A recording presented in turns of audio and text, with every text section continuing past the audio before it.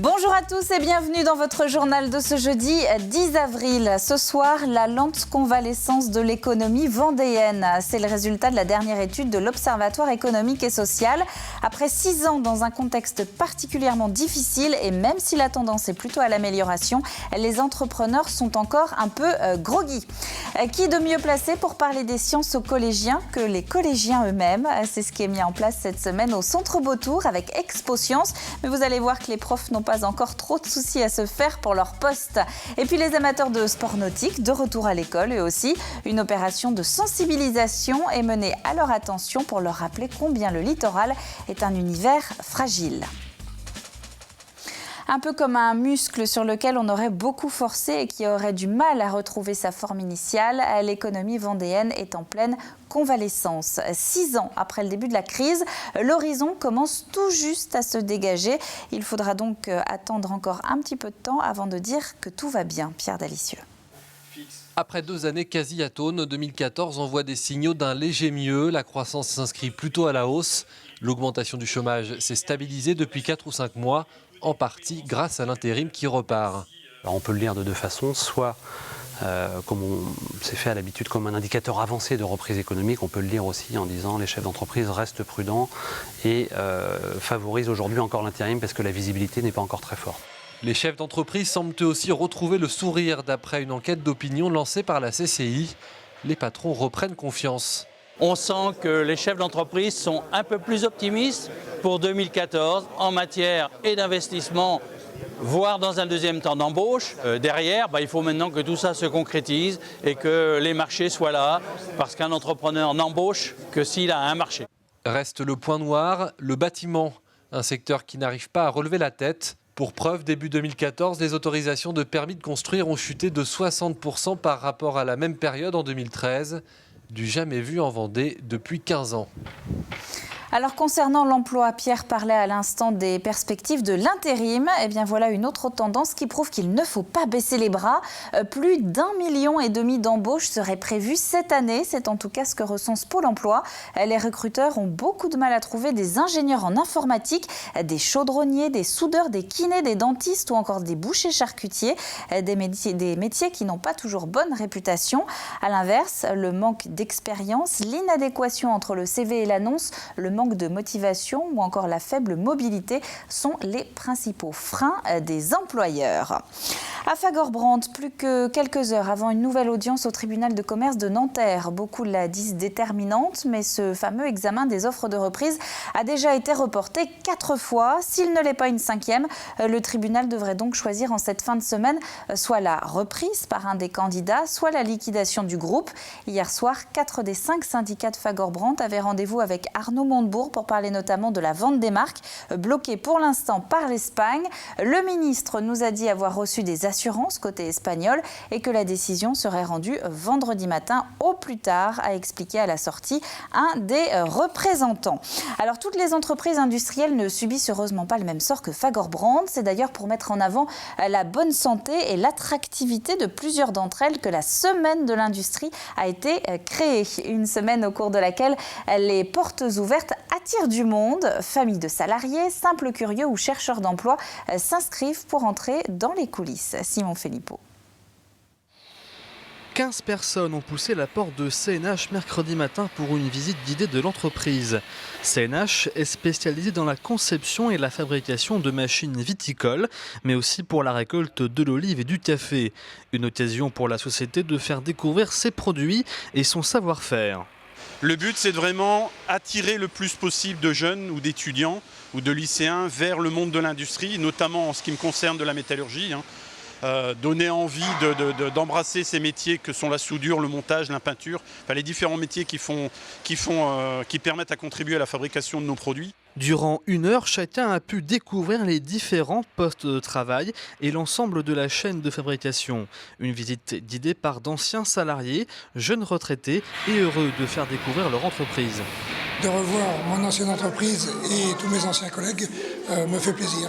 Je faisais aussi des visites d'entreprise quand je faisais partie, quand j'étais encore en activité. Donc ça ne me dérange pas de revenir faire quelques visites d'usine.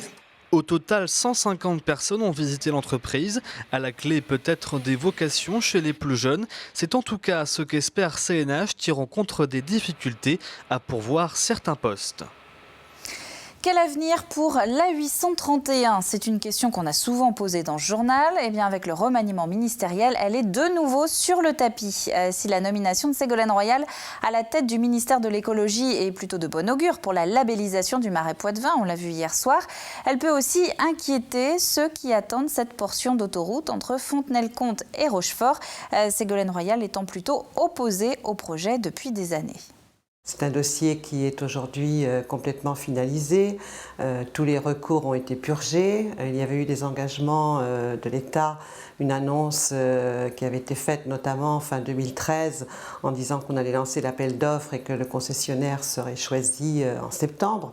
Donc voilà, aujourd'hui, on ne comprendrait pas que ces engagements ne soient pas tenus et que la parole de l'État soit remise en cause. Il ne faut pas faire de procès d'intention non plus à Ségolène Royal et ne souhaitez pas engager financièrement la région Poitou-Charentes. Voilà, après, je crois qu'il ne faut pas lui attribuer l'intention de vouloir couper court à tout projet d'infrastructure. Et ce projet d'infrastructure, il est important pour le Sud-Vendée, il est important pour La Rochelle, il est important pour la liaison entre les deux. On a appris aujourd'hui le décès de Dominique Baudis, journaliste, écrivain, homme politique français. Dominique Baudis avait été nommé défenseur des droits en 2011. Il est mort ce matin des suites d'un cancer généralisé. Dans un communiqué, Jacques Auxiette salue la mémoire d'un homme au fort engagement personnel et à l'implication totale.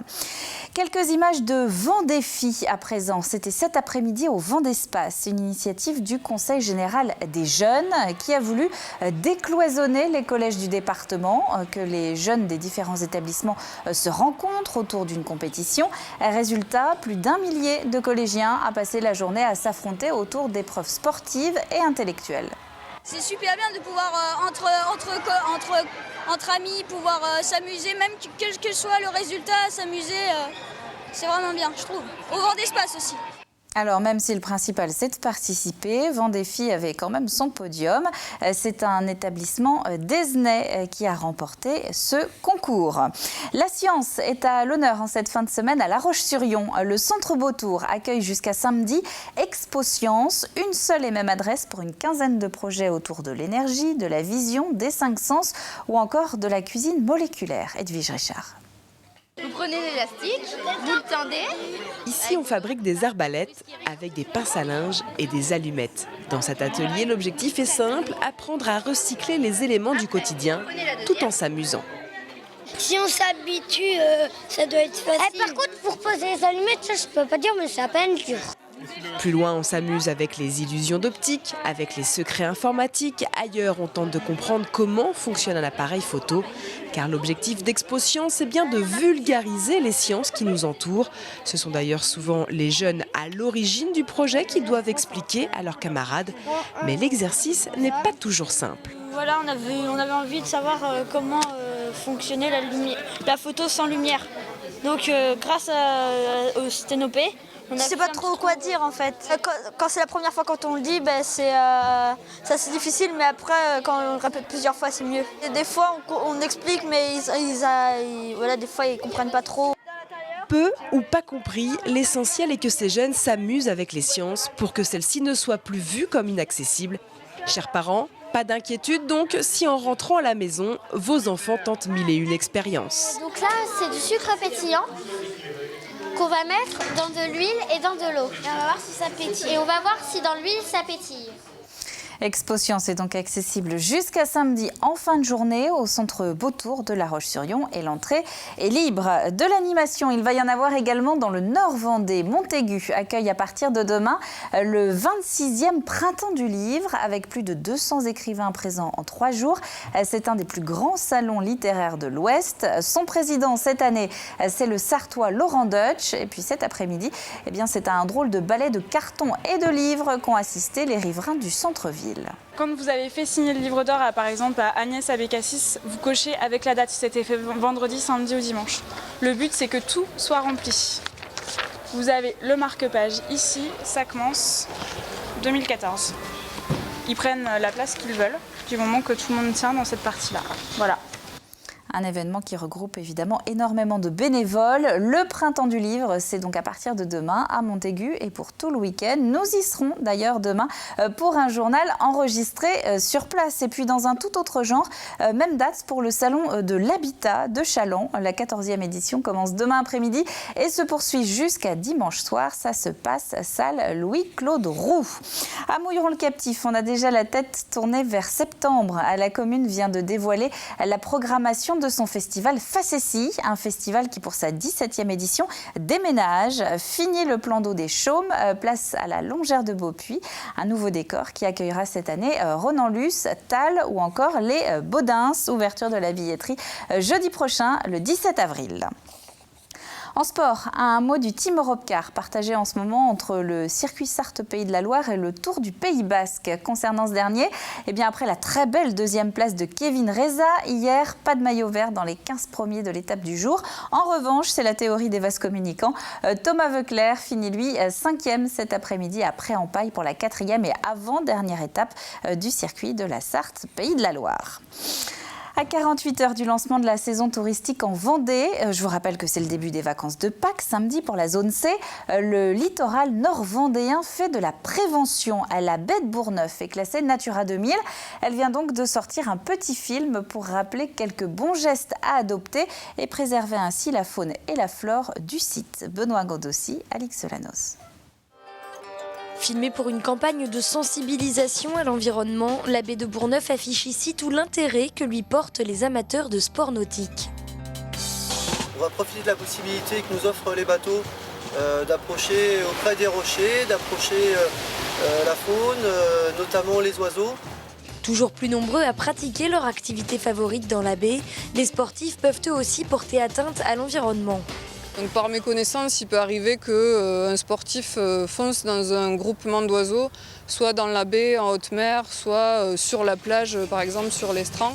Et le dérangement répété des oiseaux peut créer de la mortalité, donc c'est une conséquence directe et importante sur des espèces protégées.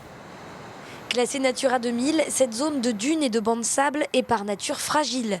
Alors à l'approche de la belle saison, l'association de protection de la baie de Bourgneuf cherche à sensibiliser. Internet et les réseaux sociaux se révélant être, après sondage, les outils de communication privilégiés par les sportifs. Et donc on s'est dit qu'un film, ça pouvait être un bon moyen de les sensibiliser, de les toucher. C'était un support immatériel qui pouvait être facilement diffusé sur les forums, etc. La vidéo est ainsi en ligne depuis une semaine. Prochainement, une campagne de communication par les offices de tourisme, clubs et magasins de sport locaux devrait permettre sa plus large diffusion à la veille de l'arrivée printanière des sportifs. Ça coïncide aussi avec l'arrivée des gravelots à colis interrompus, la diffusion de notre vidéo, puisqu'ils se reproduisent au printemps sur nos plages et ils arrivent à peu près début avril. Une nouvelle saison que les espèces protégées et les sportifs partageront un peu plus sereinement, sans oublier les promeneurs qui doivent eux respecter les balisages. Et tous ces gestes sont récapitulés sur le site internet de la baie de Bourgneuf, rubrique Natura 2000. Le temps de demain, avant de se quitter, la fin de semaine s'annonce finalement aussi ensoleillée qu'hier et qu'aujourd'hui. On devrait même grappiller quelques degrés et frôler les 20 du côté de la Pommerais-sur-Sèvre. Le bulletin complet, c'est dans un instant avec Armelle Pavageau. C'est la fin de ce journal. Merci à vous de l'avoir suivi. On se retrouve donc demain, même heure, mais au Printemps du Livre à Montaigu pour le prochain point sur l'actu vendéenne. D'ici là, très bonne soirée à vous tous sur TV Vendée et à demain.